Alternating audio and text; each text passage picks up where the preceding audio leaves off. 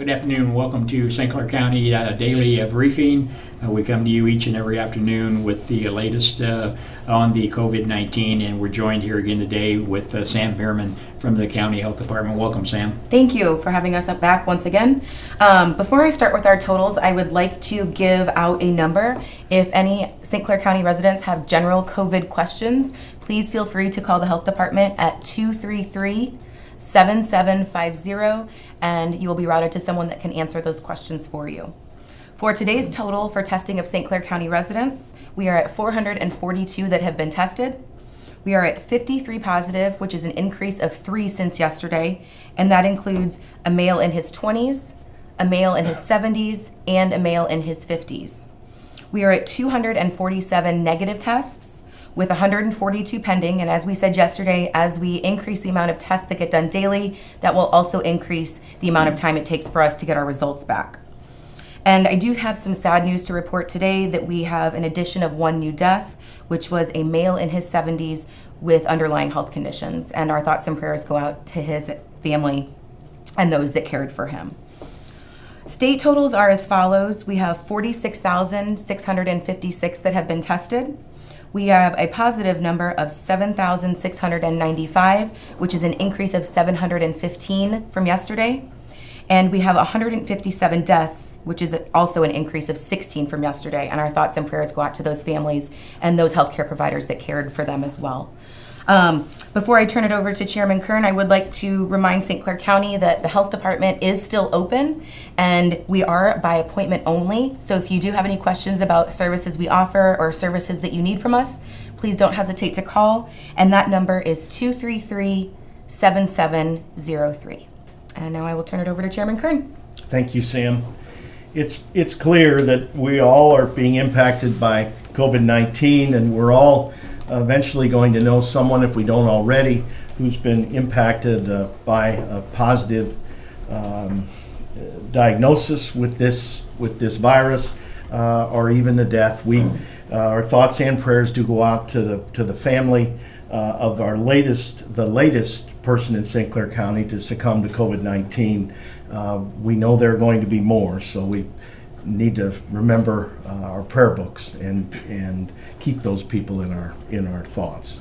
Everyone in the county is pulling together. The good news, if there is any to come out of this, is that our community is rallying behind this effort. People are staying home. People are doing what they're told to do.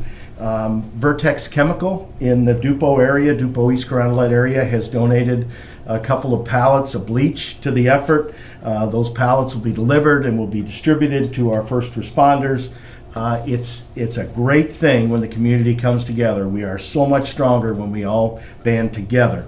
And speaking of bleach, you know, there's a group of heroes that are out there that aren't being talked about, and those are the people that are out there cleaning and disinfecting and making sure that our buildings and our stores and the places where we have to go for essential things, essential services, are still operating. Those people are cleaning, putting themselves out there in this environment so that we can be safe. And if you see them, be sure to thank them for their efforts. It's a great thing that they do. Remember to stay in touch with our friends, our families, our relatives. If you're going to the grocery store, it's worth a call to an elderly person or a person with a compromised immune system on your block to say, is there anything I can pick up at the store for you? That'll be that many people less that'll be at the grocery store or where you're going. It'll help the fight and help us fight the spread of COVID-19. A person on the front line in the COVID-19 fight is joining us today. He is an intensivist from Memorial Hospital, Jigar Hindia. Thank you for coming here today. First of all, tell us what an intensivist is. Sure. Well, first, thank you for the invite. I'm pleased to be here.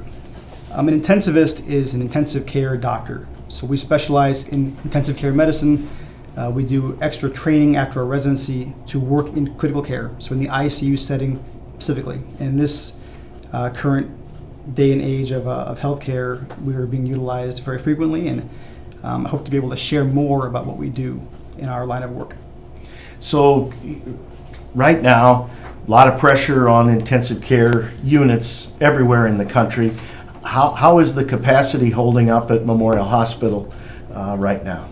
So we're definitely seeing every day more and more cases. And the term we use is PUIs, or persons under investigation. Those are patients who have suspicion of COVID-19 who have not come back with a resulted test yet. So every day we have more and more PUIs. We're seeing more positives. So we are making what we call surge plans. And those are plans to expand areas in the hospital that we can use to accommodate these patients. We have not reached our capacity yet. We are monitoring every day. Actually, throughout the day, we're monitoring our census, our capacity, our number of ventilators, our supplies, our PPE, and keeping very close eye on what we have. Fortunately, at Memorial, we are part of the WashU network with BJC, and so we have a great resource amongst the system to get both knowledge, consultations, and supplies if needed. So what symptoms rise to the level to be accepted into the ICU? That's a good question. So, the main things people present with when they have a COVID-19 infection in general, not necessarily the ICU, but in general, are fever. Now, fever is not always seen initially. It was seen in less than half of the initial presentations in China, but by a 7-day time mark, most patients had fever. So fever is still the number one thing we're looking for. Dry cough, shortness of breath, muscle pains, fatigue. These are all things that, as you can tell, aren't a slam dunk for COVID-19, but they're seen in a lot of conditions. But those are the main things that people present with. When somebody is sick enough for the ICU, things we're looking for to move them to the ICU are things like a worsening need for oxygen. So they are requiring higher levels of oxygen. They are in what we call respiratory distress, which is when they are having a tough time breathing. They cannot breathe adequately on their own. Or if they have other organ dysfunctions. Some of them develop things like shock, like kidney failure. Those are also things that require an ICU setting to be able to adequately monitor and treat those patients. So let's talk about testing. So someone comes in with those symptoms.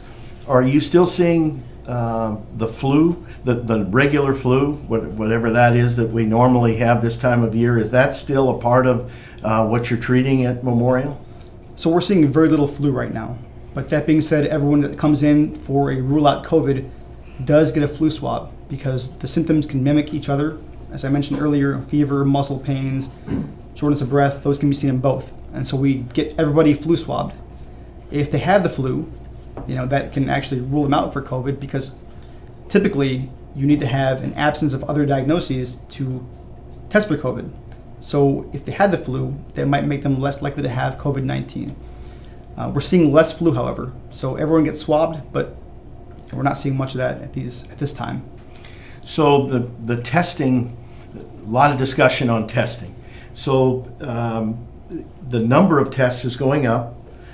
Is there still a shortage in the amount of test materials, test kits that you have? Is that where the bottleneck is, or is there a bottleneck in trying to be able to get the test results back? So it's sort of both. We're seeing more test kits than we had before. Initially, our first issue was not enough kits. We're getting more kits now, which is very helpful. And the CDC has listed out their priority stages of who gets tested. And the number one stage is people who are hospitalized already, or healthcare workers who have symptoms, or those who live in a group setting with symptoms. So as of right now, I believe we have enough kits to test for that tier of patients. Turnaround time is still something that we are working on. As of right now, our tests are all tests that we send somewhere else. They're not done in-house. And so we have to wait for those to come back to us. And we're seeing about 2 to 4 days on average as far as the test results to come back. I'm hearing there are faster tests in the works, and I'm hopeful that we will be able to get some of those at some point soon. So PPEs, the personal protective equipment. So when you put a mask on and a gown on in the morning or whenever your shift starts, is that something you wear all day? Is it disposed of at the end of the day? Do you wear it the next day? Have things evolved during the shortages that nationally that we've talked about? So no.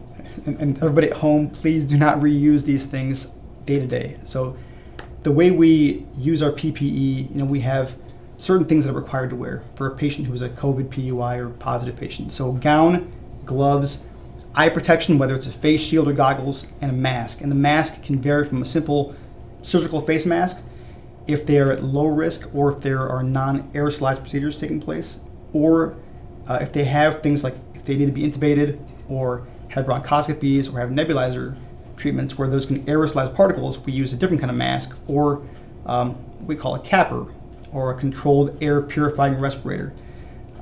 We reuse the respirator shields. We clean those between uses. Those are not disposed of between patients. They are sterilized and reused.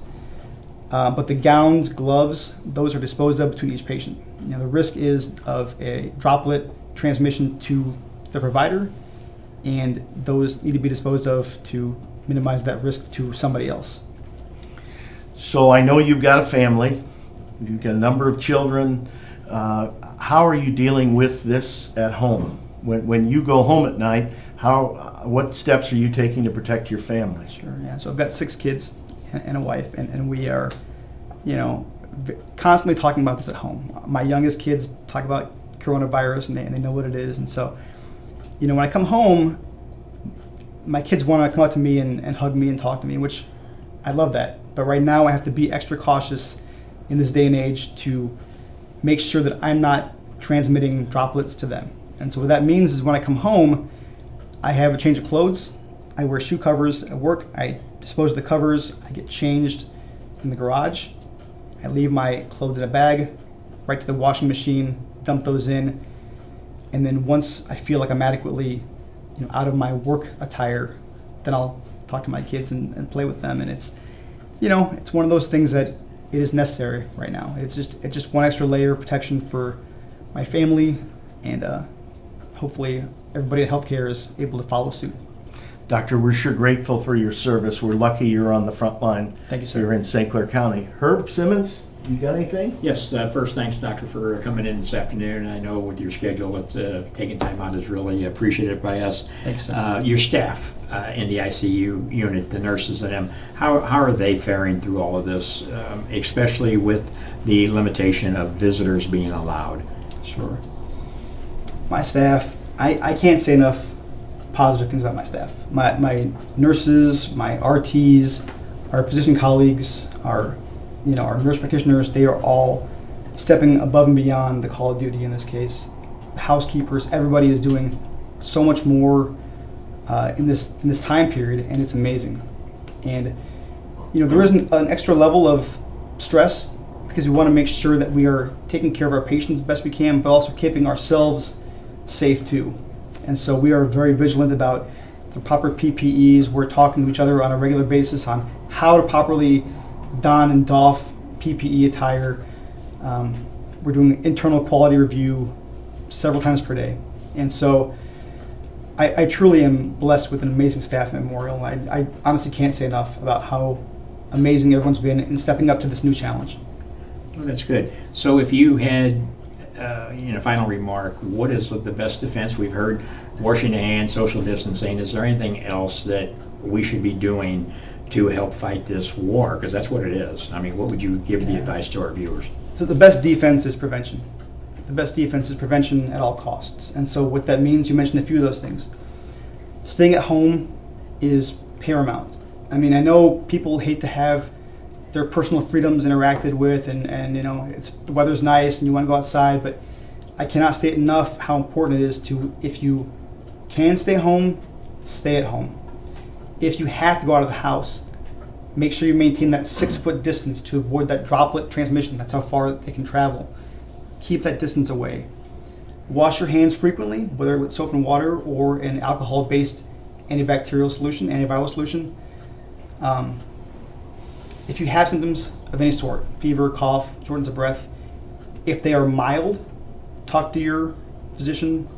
Let them decide whether or not you should be tested for or not. But if either way you have those symptoms, stay at home, self-quarantine. So what that means is stay away from others in the household. If you have to be with others in the household, wear a face mask. And self-quarantining is huge. each person that's infected can reportedly infect 3 or 4 others. So if you have symptoms, you can truly be a hero by staying at home, preventing 3 or 4 other infections afterwards. So I mean, that is the biggest thing, is keeping your distance, staying at home, and self-quarantining if you have any of those symptoms. Very good. Appreciate it. Thank you, Dr. Hindia. That was great. We really appreciate All you right, being thank you here so much. today. Thank you. Thank you. So we had a great medical guest today. Our next guest is Susan Sarfati, the Regional Superintendent of Schools. And we heard from you that you wanted to hear about our schools going to be canceled, what's going on in that environment right now with the state. And so the long and short of that is, if there's an issue that you would like us to address here, a guest perhaps that we need to try to work in on this live feed, then be sure to let us know. All it takes is a simple message, and we'll try to make that happen. Susan Sarfati, welcome. And you've got big news today from the schools, or at least the same old news. Sure, some big news, I Well, think, good. Chairman. Thank you very much. Thank you. Last night, Governor Pritzker signed another executive order extending our off-site learning. We're suspending on-site learning through the end of April, through April 30th at this point in time. Someone asked him today on his press conference if we were going to close school for the rest of the year, and he reiterated that he's going to wait until later this month to make that decision. So as of right now, it's just through April the 30th. And we're changing some of the terminology, and we're now talking about something called remote learning as opposed to e-learning. Every school district is going to be writing a remote learning plan that may be e-learning based in technology, but it could be other things. It could be paper pencil, it could be some activity-based learning, things to keep students engaged. All districts are required to put that e-learning or remote learning plan on their district or school website. So parents should go to their school website and look for that plan if they have questions about the learning for their kids between now and the end of the month. Some other neat things, we have added a second link of information and activities for students. It's 14 pages long. So there is something for everyone on that list. You have to kind of click around to find what you want, but if you go to our website, which is sccroe50.org, you can see that there are 2 links in there to find resources if you need more things to do with your children. And you know, this is a really good time to do other things, other kinds of learning besides paper pencil. You mentioned the other day that your daughter made sourdough bread. Teaching kids to cook and to fend for themselves, this is a wonderful time to do something like that. Teaching them how to change the oil in the car or change a tire.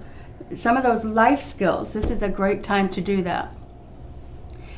The other thing is that there are a lot of people out there that are doing some really neat things with kids. The author of Harry Potter, J.K. Rowling, just started a website, or increased her website to do activities with children. And that I saw last night was at wizardingworld.com/news. And so if your child is a Harry Potter fan, she does some really good things for kids. Another thing I saw last night was Dolly Parton is going to be reading to young children, and it's called Good Night with Dolly. And it will be once a week. It will be on several different social media platforms, including YouTube. And it starts tonight. And so Dolly is she really has seen the importance of reading with children. And so I think that should be a real delightful thing. Well, have you taken the Laura's sourdough bread challenge? No, I did not know she had one. She has a bread dough. I'm working every day. I don't have time to make bread dough. I only have time to eat it. Well, there you go. That would be good. And just one other thing, I just think it's really important for parents to talk to your children. They hear and watch the news, and they're seeing all kinds of things on the news, and the younger your children are, the less they can process the news and understand what they're hearing and seeing than we do as adults. So please talk to your children. Ask them what they think, what do they know, what do they understand, what are they afraid of, and it's just really important for their mental health. Susan, we sure appreciate you being here today. Herb, you have anything else for It's Susan? always great news, and like I said, I'm looking forward to maybe getting another one of your teachers to come in, because that's one of the questions that we're getting. Sure. The parents seem to want to hear how to help manage those youngsters while they're at home trying to juggle the family. So looking forward to that, if you can help us with that. I will do so. Thank you, Susan, Thank you. very much. Well, you heard from Susan, you heard from the doctor, you heard from Chairman Kern, and now you get to listen to me for just a couple of minutes. I want to talk real quickly again that we had our 8 o'clock conference call this morning with the hospitals and the EMS agencies. We do that every morning at 8 o'clock, keeping everybody informed of what everybody's doing. Today, we conducted more handout to our first responders of the PPE that we received yesterday, thanks to Representative Hoffman and Chairman Kern for putting the pressure on to get those to us. We handed out some more of the hand sanitizer today. Assisted the local hospital with the generator we talked about yesterday, so that got them up and going pretty good with that. Chairman talked about the bleach that we'll be getting in tomorrow, hopefully, and we'll be setting up time to get that out to our first responders. Well, we were out there this afternoon, Chairman, passing out the PPEs. A couple of the young ladies from Foley's janitorial service came over and just thanked us because we mentioned them yesterday. And I thought that was really unique, because they didn't have to do that, but you hit the nail on the head, and I didn't know you were going to bring that up. But they are out there on the front lines too, keeping the buildings clean. And I wanted to give a shout out to Kathy and Jennifer over at Foley's, because they've got their staff working around the clock helping keep those germs away. And our food service people out there that are feeding the quick fast food. You know, everybody's got to eat. So the fast food workers, the truck drivers who's delivering that food, we're all heroes out there. And you heard the doctor say a while ago, if you want to be a hero, and if you don't have to go out, if you're not one of those essential workers, be a hero by staying home and help get this thing taken care of. We'll be back tomorrow afternoon, approximately 3:30, and we'll be back real shortly with our ladies to translate this to our Spanish communities. Again, we thank each and every one of you for following us, and please stay home.